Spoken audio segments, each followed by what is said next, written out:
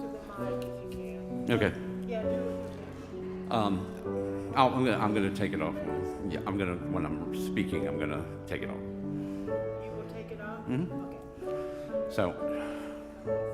So this is good? Yeah.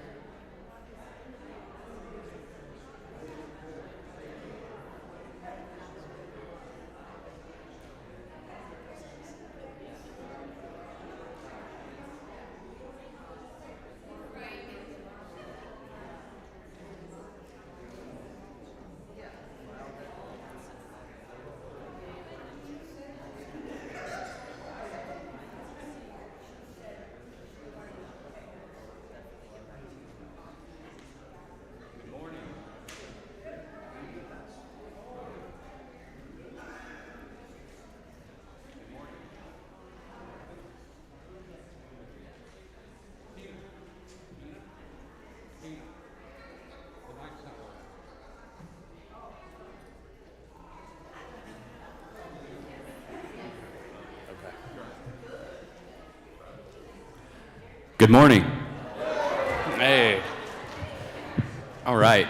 What a beautiful morning. My name is Rob Bray. I'm a member here of the board of Tennessee Valley Unitarian Universalist Church. I would like to welcome you all on behalf of the board and program council. You are welcome here, whoever you are, wherever you're from, and wherever you are on your journey. Those are awesome words. The first time that I came here, I just remember seeing that and thinking, man, this is what church should be.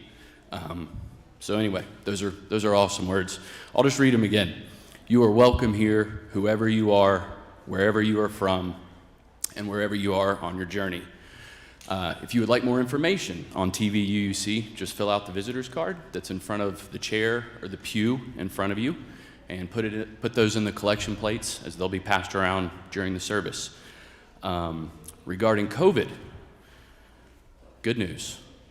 Per the CDC, Knox County's risk level is at low, so there are no COVID-related restrictions in place, though masks and vaccinations, of course, are encouraged. We have 2 designated places in the church that if you feel more comfortable, you are welcome to enjoy the service. The Lizzie Crozer French Room is a designated viewing area with masks required for anyone over the age of 2. And then Room A is also available for families with children, and masks are required for anyone over the age of 2. Of course, you can also watch our services online, and our full COVID policy can be viewed at our website, tvuuc.org.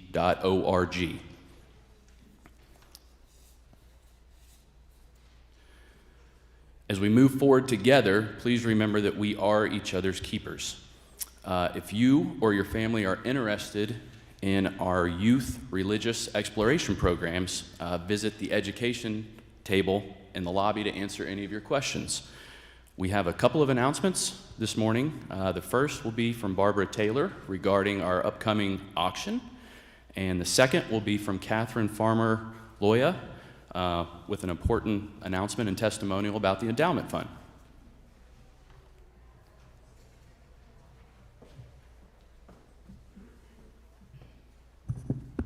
Good morning. Oh, well, thank you very much for showing up, I guess. Huh? Right.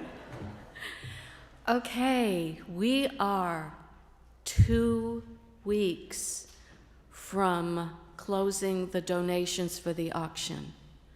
Now, that's not very much time for you to start putting your old brain to work to see what you'd like to donate, or what services you would like to provide, or what events you would like to provide. All are accepted. And when the auction committee met on Thursday, we looked at the calendars and said, oh my stars, and started getting kind of sweaty and unfortunate feeling, because we had like 56 things in the auction. We had just a few dinners, and most of what we saw had been entered by auction committee members. And that ain't right. So please, please, think hard, donate. November 6th at 9 p.m., donations close. The other date you need to remember is the 3rd of December, when we have a party. But there ain't gonna be much of a party if we don't have good stuff in the auction. So please do your best. Thank you. Bye.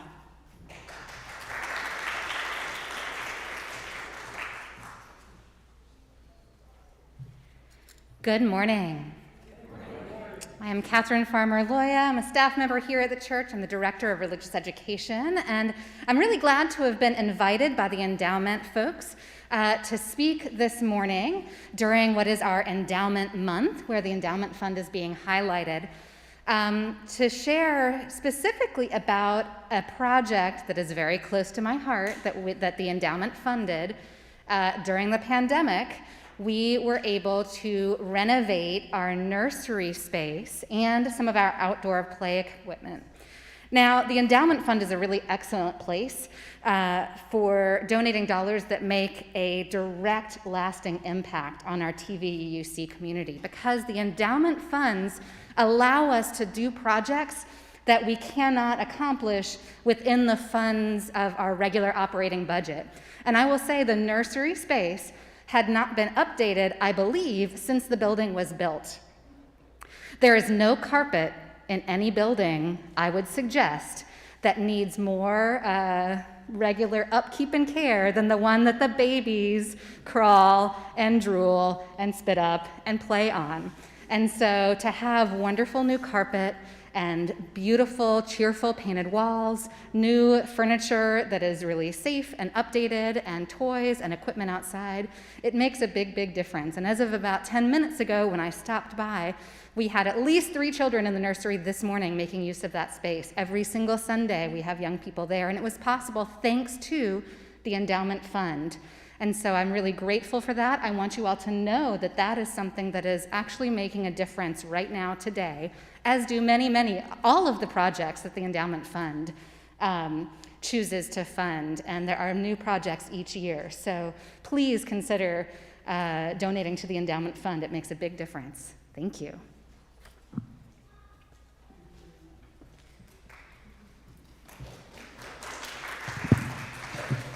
Thank you, Catherine.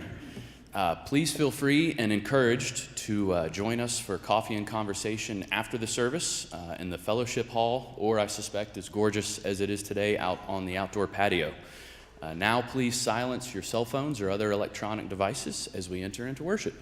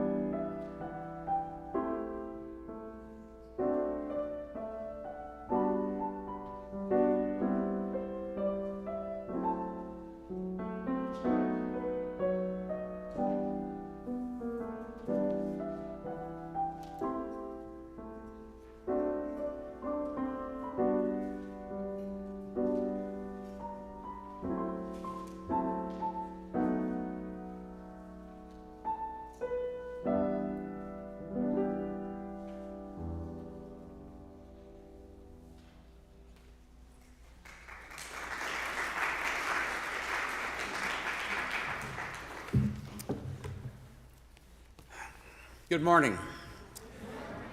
For those of you who don't know me, my name is Mark Mohundro. I'm one of the lay leaders here at church, and I'm also on staff. And I welcome all of you if you're new, and those of you who are watching. We are one, working, eating, laughing, playing, singing, storytelling, sharing, and rejoicing, getting to know each other, taking risks, opening up, questioning, seeking, searching, trying to understand, struggling, making mistakes, paying attention, asking questions, listening, living our answers, learning to love our neighbors, learning to love ourselves, apologizing and forgiving with humility, and being forgiven through grace, creating beloved community together. We are one. As we kindle this flame, may it spark in each of us connection and commitment to this living tradition and to each other. Come, let us worship together.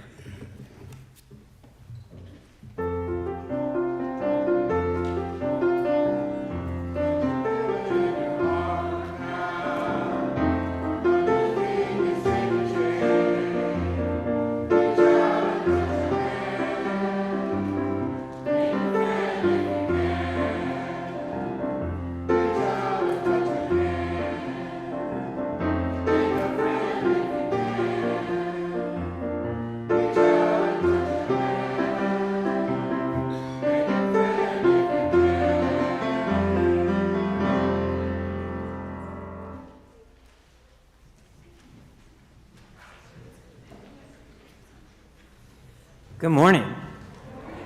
Good morning to all the folks here and all the folks online. That's the camera that is on right now. That's the camera that is on right now. It just changed. So everybody just turn and wave to all the folks who are joining us online. You're here with us this morning as well. This is normally the part in the service when we do our affirmation, beginning with love is the spirit of this church and ending with this is our great covenant. And I think great covenant means something broader. It has this idea of a founding principle or a founding value on which all of our church policies and our community and everything is founded. This morning we're going to do something a little different. For the folks online, we have just placed a link to the order of service, the PDF of the order of service. And for folks in here, I invite you to turn the page to our congregational covenant. And together, we're going to read the pieces that are in bold. And then for the pieces of the covenant that are not in bold, I invite you to listen to these words that I suspect maybe some of us don't know. To be honest, until this week, I knew we had a covenant, but I couldn't tell you what specific words were in that covenant. So as we go through this covenant together, we'll read the pieces in bold together, and I invite you to just listen to the words that are not in bold. And when it comes time to say, we covenant, I'll motion to the congregation. Ready? All right. We covenant with each other, promising our goodwill and honest effort, pledging our care and support to one another and to our church community, challenging one another to live in accord with our Unitarian Universalist principles. With this common purpose as our source, we covenant to welcome all who come to us with acceptance and respect for the differences among us and to remain open to the richness and discomforts of diversity. We covenant to listen with sincerity and love. We covenant to foster trust, practice patience, and speak one's truth directly and with compassion. We covenant to reflect carefully about the potential results of our words and actions before we speak or act. We covenant to assume the positive intent of others and keep our discussions to topics and issues rather than personalities. We covenant to acknowledge that we may not always agree with a group decision, but we will support and participate in the decision-making processes that are collaborative and democratic and be open to compromise. We covenant to pursue mutually satisfying resolution when there is disagreement and to seek help when needed. We covenant to speak directly to those with whom we have disagreements and encourage others to do the same. We covenant to speak out with loving kindness when we witness disrespectful interactions, acknowledging our fallibility and practicing forgiveness. We covenant to act with loving kindness, seeking to promote justice, equity, and compassion. We covenant to understand that building our beloved community requires ongoing learning and practice of courageous acts of love and reconciliation. And even though the words aren't there, we covenant.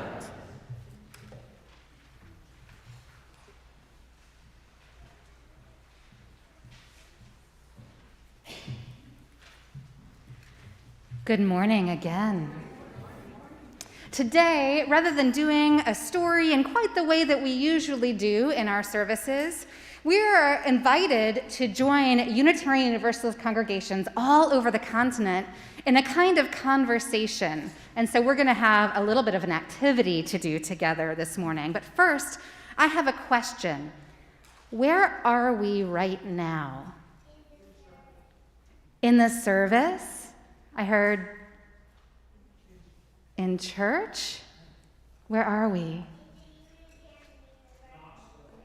In the Unitarian Universalist Church. I heard Knoxville. Some of you might be saying, I'm at home watching. In community. Theo, I'm going to have you just come up and do this for me. You are doing it. This is wonderful. He's got all the answers. So you might be watching from home or in another room in the building or on your travels. Sometimes people are able to access our service when they are traveling.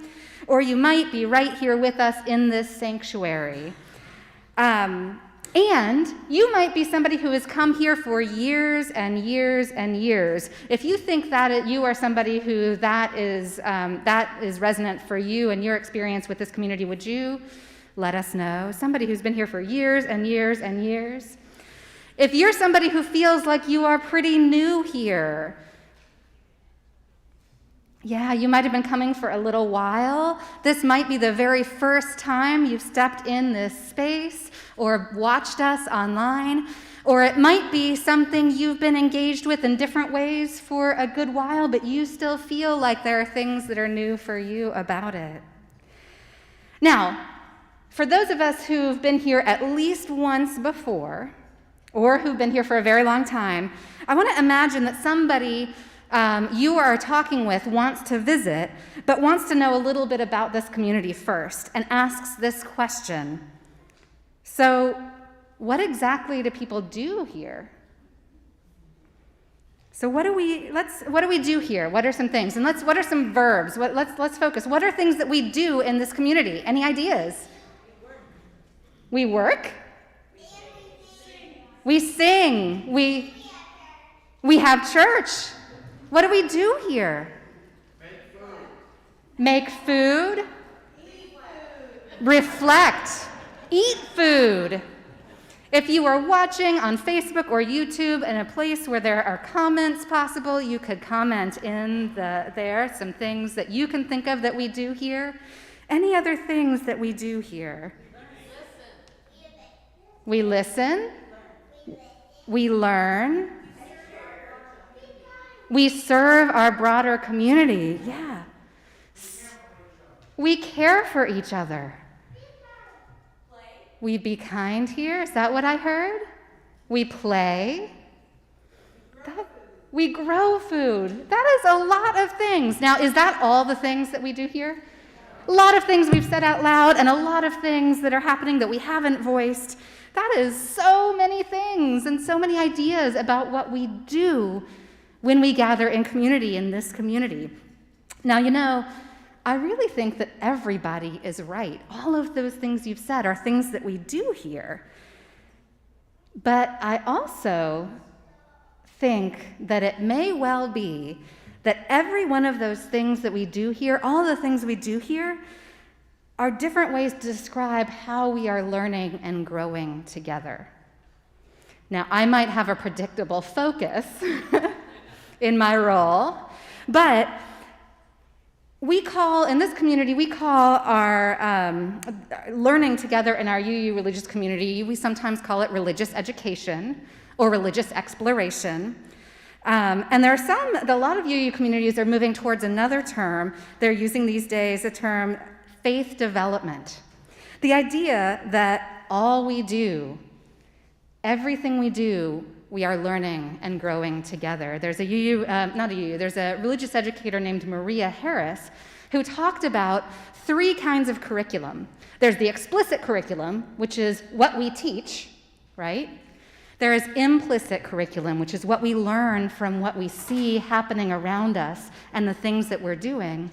And there's null curriculum, what we learn by what we notice is absent. All we do is faith development, and faith development is all we do. Everything we do helps us learn and helps us transmit who we are and how to be together and how we intend to be in the world.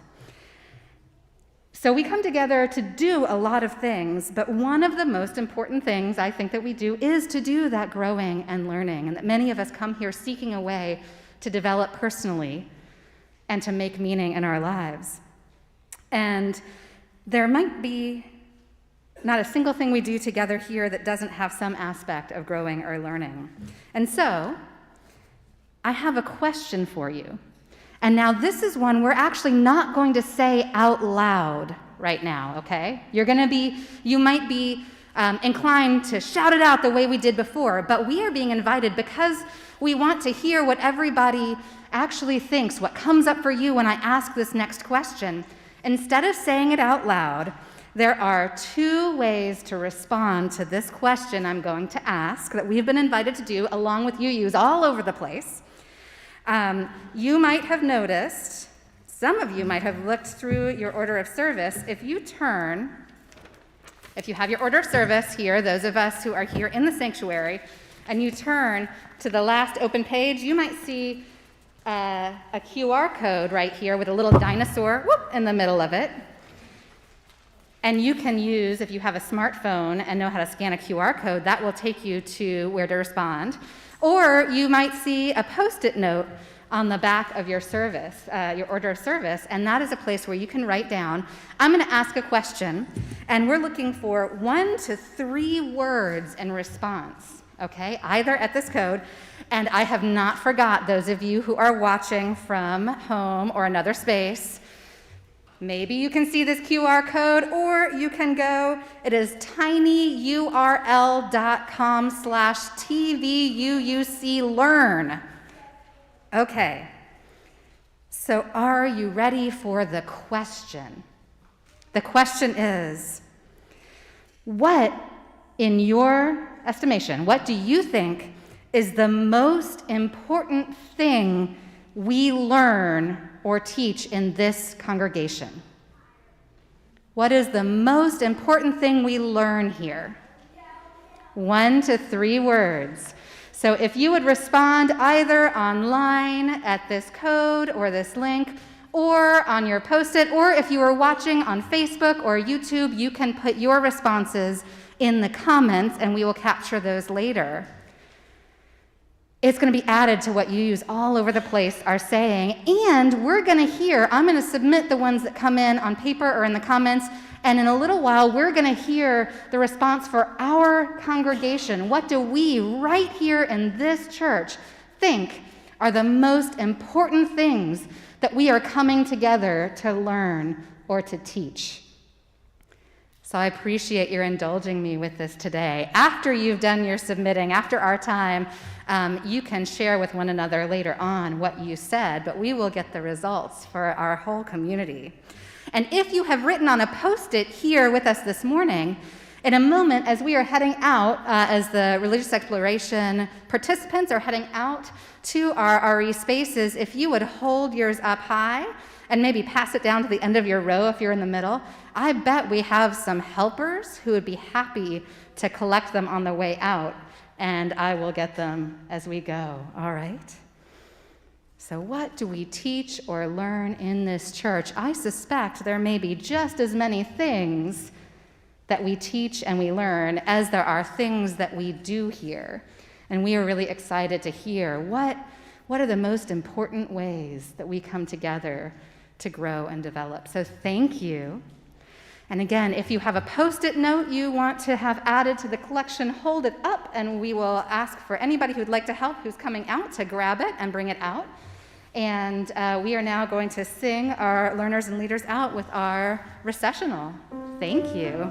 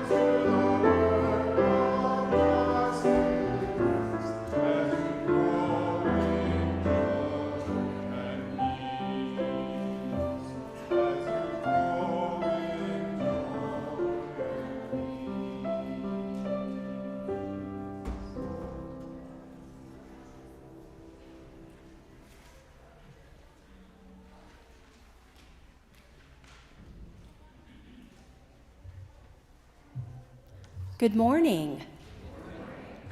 Many of you I am seeing for the first time in person today, and many of you I have seen online in Zoom meetings many a time. My son and I joined this congregation during COVID, so we attended 1 or 2 services live before lockdown. So most of that has been done with computer screens, but both of us also got to play in a very special place in this congregation, and that's the community garden. So I'm very, very, very happy to be here with you today and share today's reading. We Hold Hope Close by Teresa Soto. In this community, we hold hope close. We don't always know what comes next, but that cannot dissuade us. We don't always know just what to do, but that will not mean that we are lost in the wilderness. We rely on the certainty beneath, the foundation of our values and ethics. We are the people who return to love like a North Star and to the truth that we are greater together than we are alone. Our hope does not live in some glimmer of an indistinct future. Rather, we know the way to the world of which we dream, and by covenant and the movement forward of one right action and then the next, we know that one day we will arrive at home.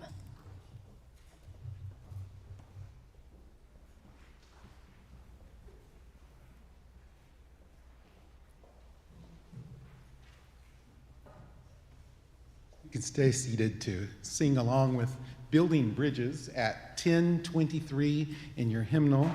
And Building Bridges is a canon. Now, that's not a weapon of war. It's a musical form that is kind of like building a bridge in its own right. You have to throw out this melody across the chasm, and you have this one single line, and then you add all these other voices to it that make a stronger whole, like a bridge or a musical canon. And so as a congregation, let's sing it through 4 times, just straight through.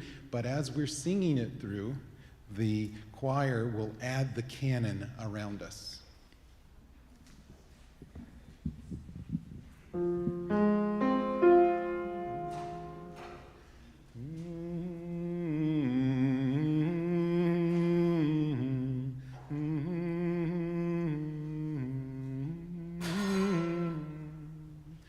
Building bridges between our divisions, I reach out to you, will you reach out to me?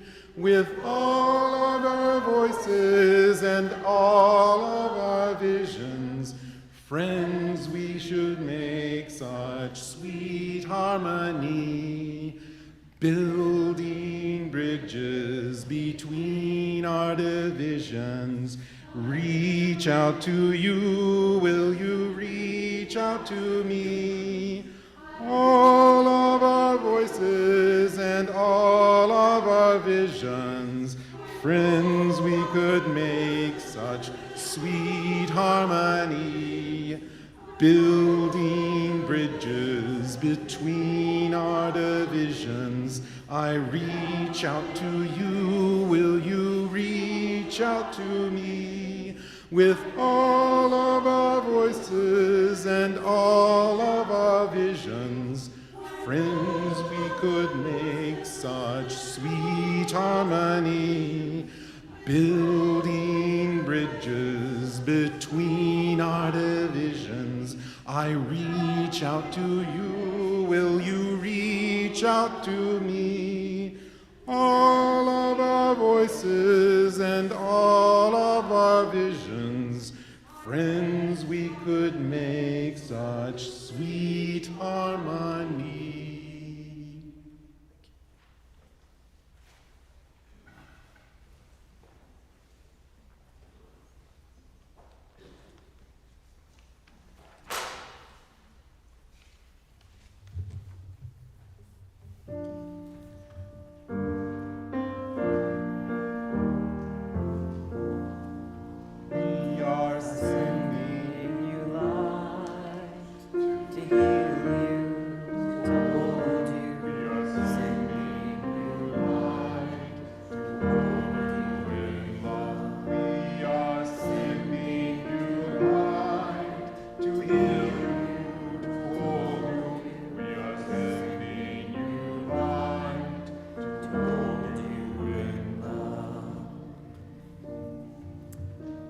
This morning we are thinking with loving kindness of all those in our congregation or known and loved by our congregation who are in a time of transition, loss, illness, or fear. May their fears be assuaged, may their minds be put at ease, and their hearts be comforted. We are also thinking with joy of all those in our congregation who are in times of new additions, recovery, or celebration. May their joy be felt and shared with all. This morning we celebrate with Elnora Williams, who is home recovering from shoulder surgery earlier this week. Elnora sends her love to this congregation, so we send our love to her. We're thinking of Debbie Ellis, who is in the hospital at UT with some health complications. Should be home later this week, but we have a card at the caring table for Debbie. I also spoke with Pat Bing this morning, who reports that Dan Bing is home and feeling a little better, but still waiting on the next doctor's appointment to figure out what comes next in terms of his treatment. So we send our love to both Dan and Pat. And we celebrate as University of Tennessee has named R.G. Hindi as the interim executive dean of the College of Arts and Sciences.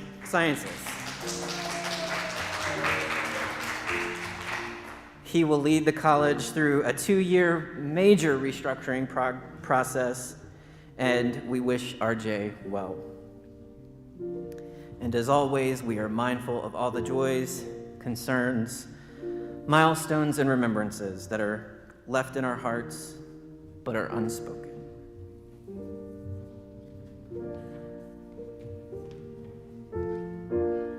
We are sending you light to heal you, to hold you. We are sending you light to hold you in love. Blessed be.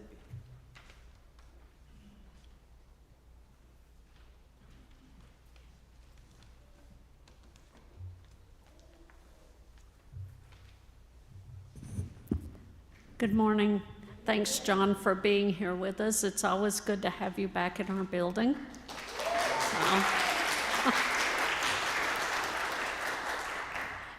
If you're joining us today online or in person, today is a generosity offering Sunday.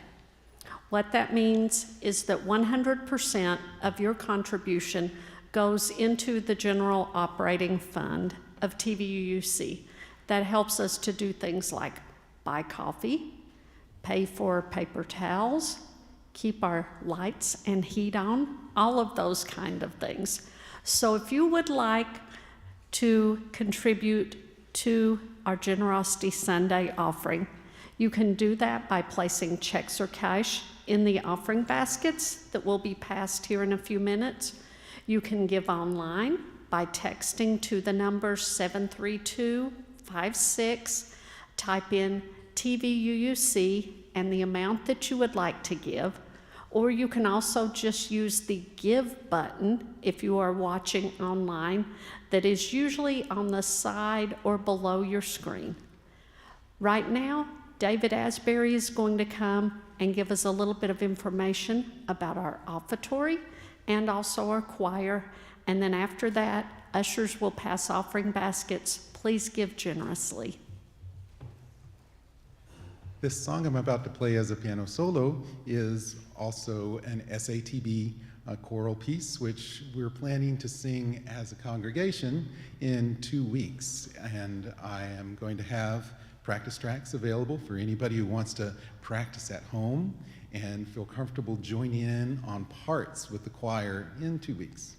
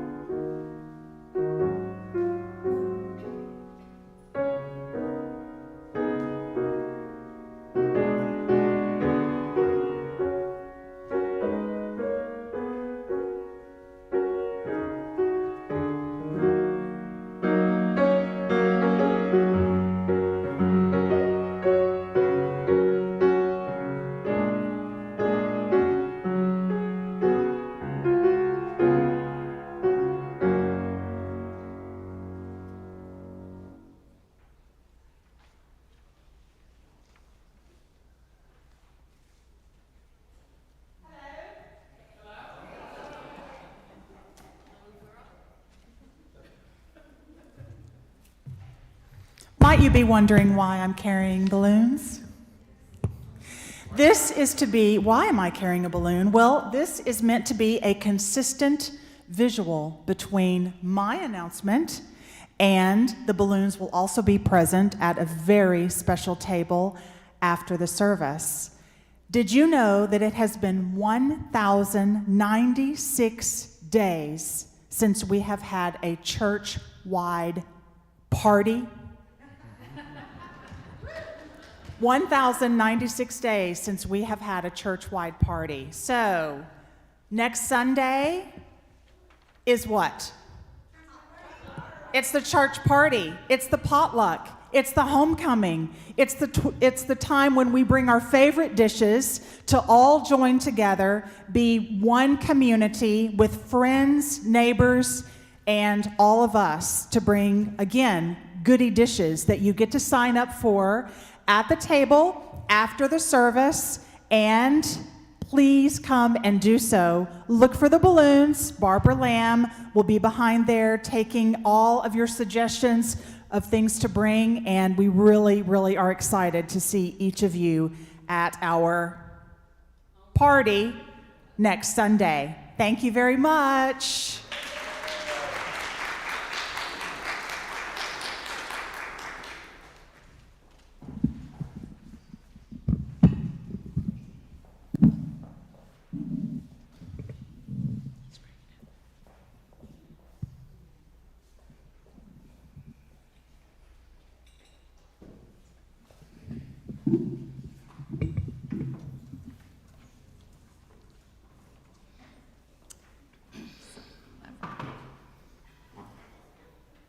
Now, this is a hymn that you might know well, and you're welcome to sing along using the hymnal. Although the version we're using is a little bit different, there are some extra repeats or omitted repeats, but we have some leaders who will be singing the main portions that you'll recognize. And so if you know this, feel free to join in with them. Does anyone need a hymnal? Teal hymnal. All right.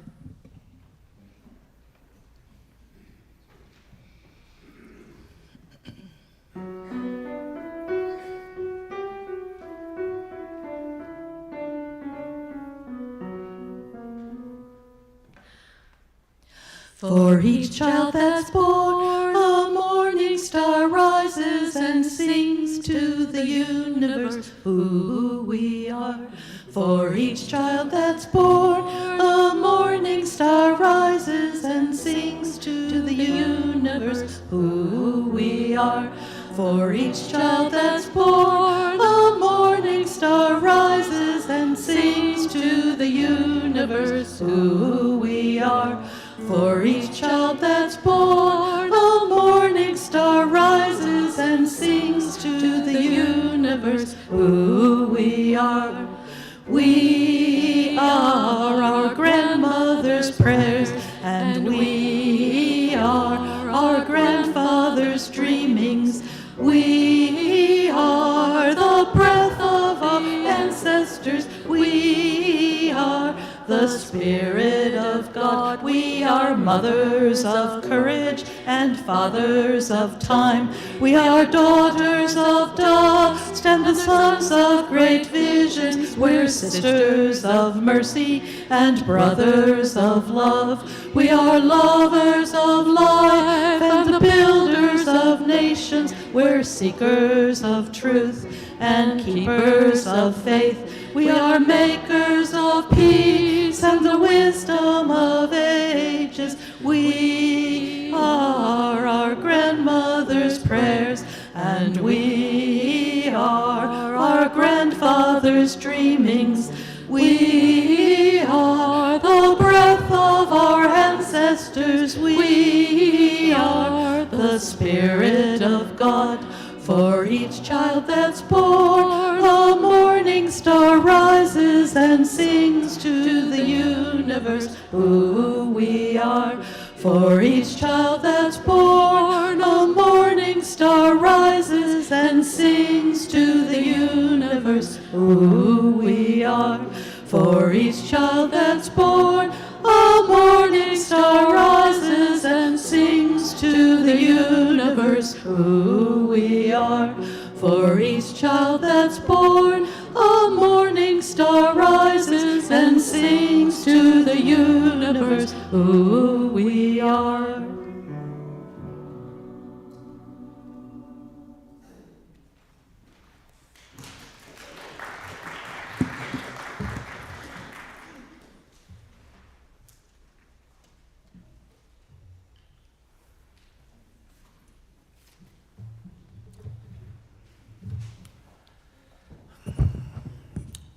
Liminal is from the Latin word limen, which means threshold.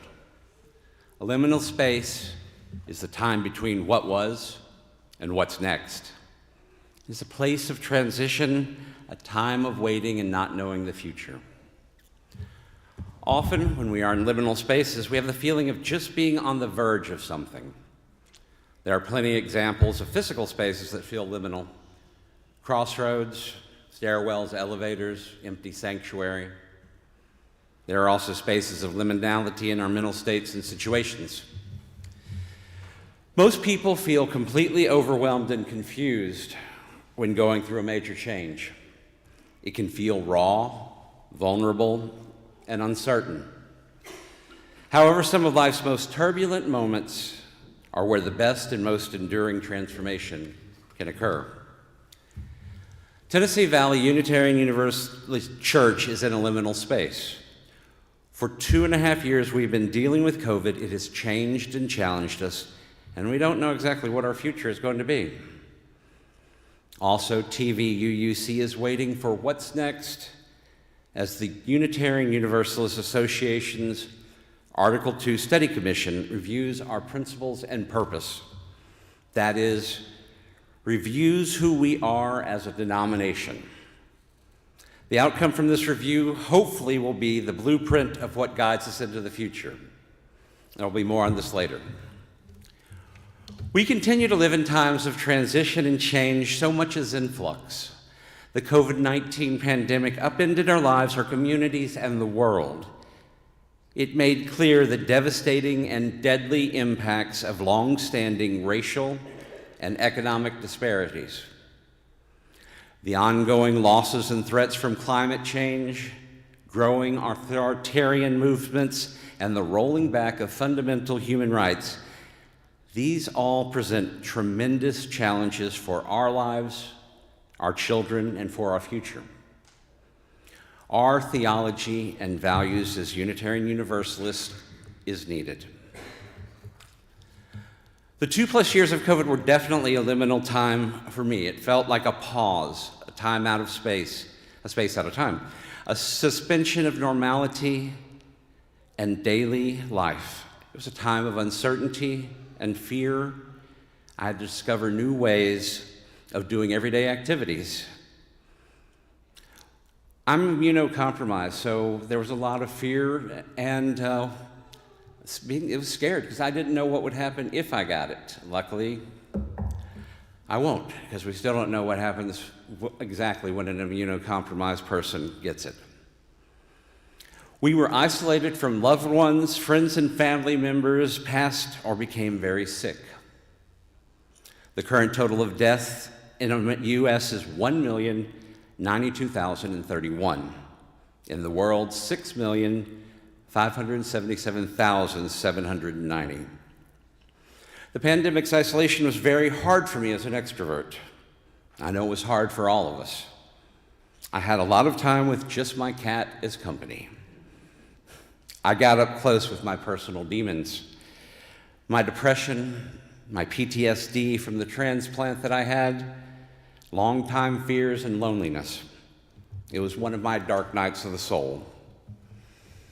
I went through a major house cleaning of my emotional and mental health. I looked through memories, both good and bad, and took an inventory of lessons not learned or forgotten and wounds not yet healed. My dark night of the soul was a purging process. I did an internal audit and looked at what no longer served me and did what I could to heal some of the wounded parts of my psyche. I started loving myself more and extending my grace to myself when I needed it.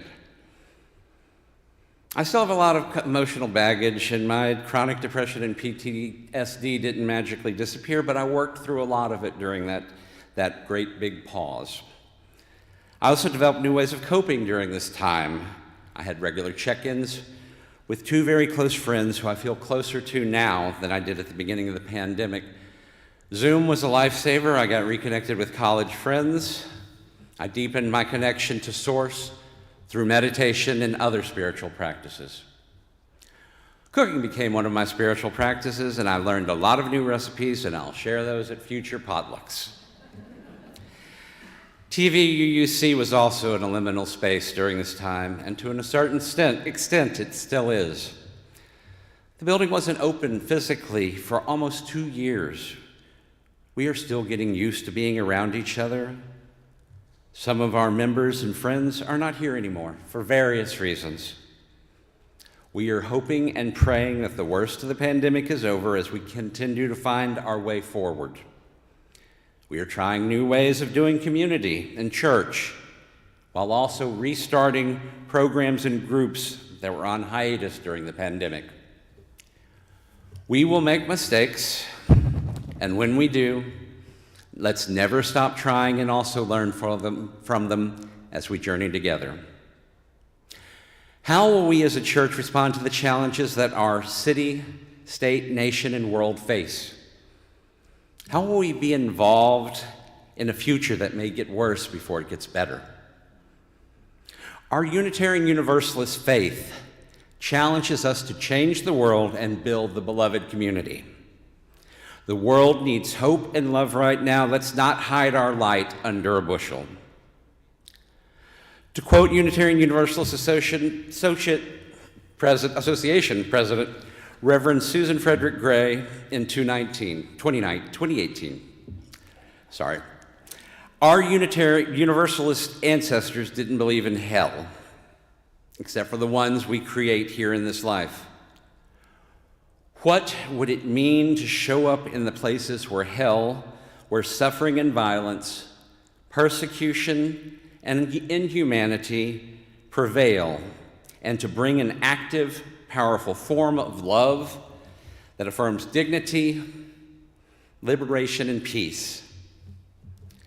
It would mean leaving the confines of privilege to show up in solidarity, engaging and being in the struggle with those most directly impacted by injustice.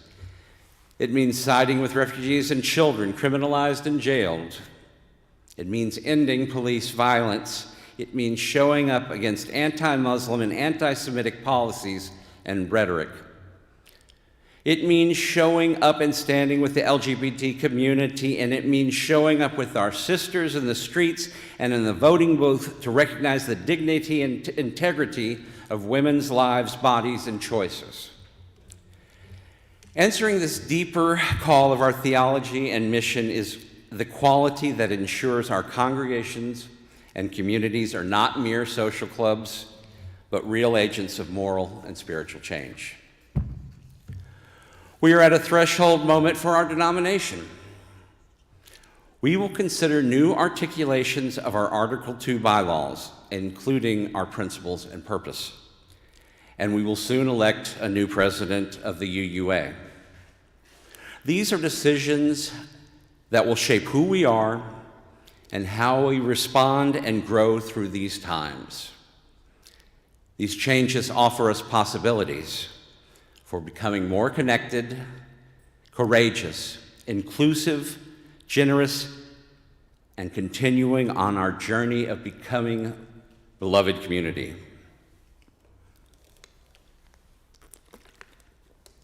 Article 2 is the section of the UUA bylaws where our current Sheridan principles live. This article states our purpose, our very reason for existing. For some religious institutions, the equivalent of Article 2 would be regarded as a permanent statement of beliefs. Ours, however, is a living tradition. We commit ourselves to regularly revisiting our principles and purposes to ensure that we are relevant, that we grow in understanding. Our principles and purpose grow too. Since new occasions teach new duties, we must continuously examine our principles and purposes to see what is missing, what is no longer important, and whether the language communicates our core values to the current times. Here is some of the charge to the study commission from the UUA board. They are charged to review Article 2 of the UUA bylaws and propose any revisions that will enable our UUA, our member congregations, and our covenanted communities to be a relevant and powerful force for spiritual and moral growth, healing, and justice. Proposed changes should articulate core UU theological values. The board believes that one core theological value shared widely amongst UUs is love. Our commitment to personal, institution, and cultural change rooted in anti-oppression, anti-racism, and multiculturalism values and practices is love in action and should be centered by any revision of Article 2. The new principles and purposes should guide us in the transformation of ourselves, our community, and our faith into active networks of collective care, restoration, and justice. The principles and purpose should prepare a living document that challenges Unitarian Universalists to place the liberation in all of its dimensions of all at the center of our lives. They should also be honest about our past, name what we are facing and our aspirations and where we hope to be for not just today, but looking out at the horizons. They should ask us to choose love and action as the path forward. Finally, the principles and purposes should lead us into the second quarter of the 21st century while honoring the historic roots of our liberal, progressive faith. We therefore charge this commission to root at its work in love as a principal guide in its work, attending particularly to the ways that we in our root traditions have understood and articulated love and how we have acted out of love. Our bylaws say that the purposes and principles must be reviewed every 15 years. The last time changes were made was in the mid-'80s. The 15-year rule is there to ensure that nothing becomes accidentally creedal. The Commission is charged with reviewing all sections of Article 2 and is free to revise, replace, or restructure them as needed to meet the objectives stated above. There is nothing sacred about the number of principles or sources, nor their specific wordings, nor in the way that Article 2 is laid out. The world around us is different than it was a decade ago, or even 5 years ago. The question is, how will our living tradition keep up with the times? What choices will we make or fail to make? And how will that affect the relevancy and survival of our faith? The first draft of the proposed changes to Article 2 were released on Friday. I thought originally it was going to be Monday, so I did a lot of rewriting yesterday. This is a process that started in early 2020. There will be several Zoom feedback sessions. This is not the final draft. In November, there will be listening sessions in November, and the final draft will be turned into the UUA board in January. The first vote will take place at our next General Assembly in Pittsburgh. And if it passes there, the final vote will be in 2024 at that GA. I'm not going to read the whole draft. There are copies of it that I made that are in the lobby sitting on the welcome table, as well as what our principles and purposes are right now. Here are some highlights of the proposed changes. This is the purpose that is proposed, this is the section on purpose. The Unitarian Universalist Church shall devote its resources and to exercise its organizational powers for religious, educational, and humanitarian purposes. Its primary purpose is to equip congregations from vital ministry to support and train leaders, both lay and professional, to heal its historic inequities, and to advance our Unitarian Universalist values in the world. We will transform the world by our liberating love. This is where one of the big changes takes place. The section called Principles has now been renamed Values and Covenant. There are many changes to this, and I encourage you to sit, read, and reflect on them a few times.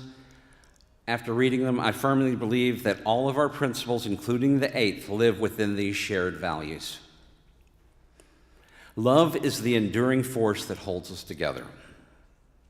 As Unitarian Universalists in religious community, we covenant congregation to congregation and through our association to support and assist each other in engaging our ministries. We draw from the heritage of freedom, reason, hope, and courage, building on the foundation of love. Love inspires and powers the passion in which we embody our values, inseparable from one another. And these shared values are justice, generosity, evolution, pluralism, equity, and interdependence. I'm going to read a couple of those for you. Under justice, we work to be a diverse, multicultural, beloved community where all people thrive.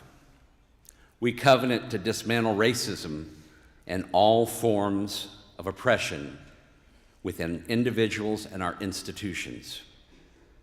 We are accountable to each other for this work. Evolution. We adapt to the changing world. We covenant to collectively transform and grow spiritually and ethically. Evolution is fundamental to life and to our Unitarian Universalist heritage. Never complete and never perfect.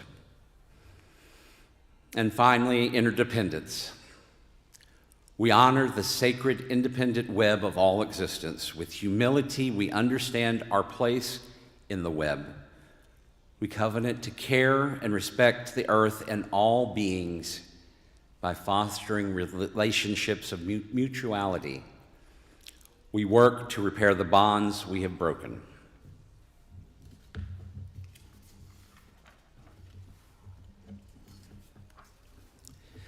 Immense growth can happen during a liminal space, and it can also be unsettling and uncomfortable.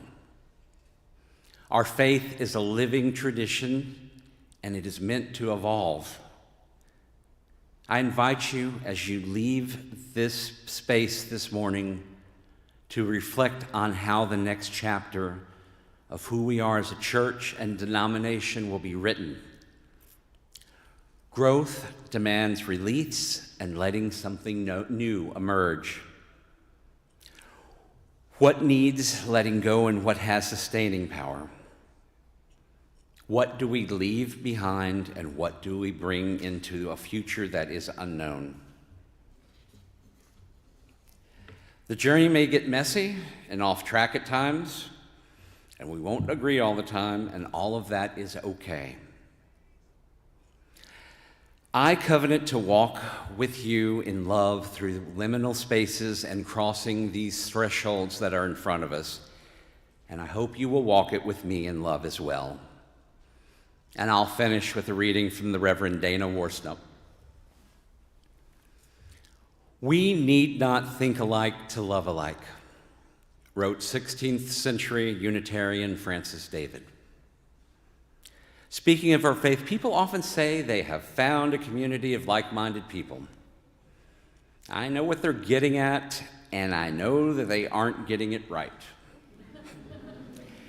I don't want to be with a crowd who thinks just like me. I want to be in beloved community where I don't have to think like everyone else to be loved, to be eligible for salvation. I want to be with people who value compassion, justice, love, and truth, though they have different thoughts and opinions about all sorts of things. I want to be with independent-minded people of good heart, I want to be with people who have many names and no names at all for God. I want to be with people who see in me goodness and dignity, who also see my failings and foibles, and who still love me. I want to be with people who feel their interconnection with all existence and let it guide their footfalls upon the earth. I want to be with people who see life as a paradox and don't always rush to solve it. I want to be with people who let church call them into a different way of being. I want to be with people who support, encourage, and challenge each other to a higher and more ethical living. I want to be with people who inspire one another to follow the call of Spirit. I want to be with people who covenant to be honest, engaged, and kind, who strive to keep their promises and hold me to the promises I make. I want to be with people who give of themselves, who share their hearts, minds, and gifts. I want to be with people who know that the human community is often warm and generous, sometimes challenging, and almost always a grand adventure. In short, I want to be with people like you. Love is the spirit of this church, and service is its law, to dwell together in peace, to seek the truth in love, and to help one another. This is our great covenant.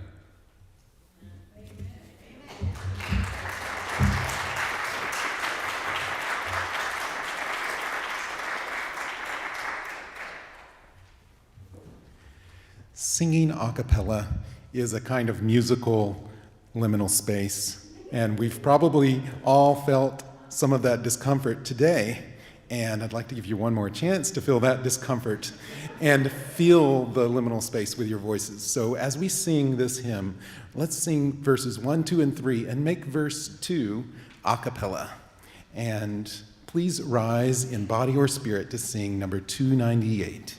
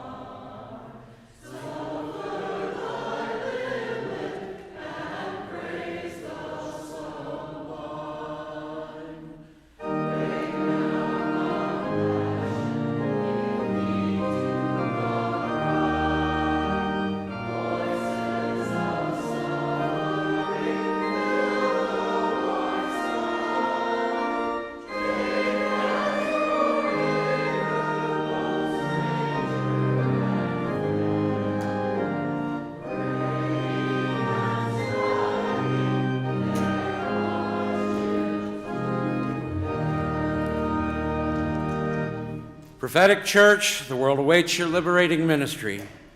Go forward in the power of love, proclaim the truth that makes us free.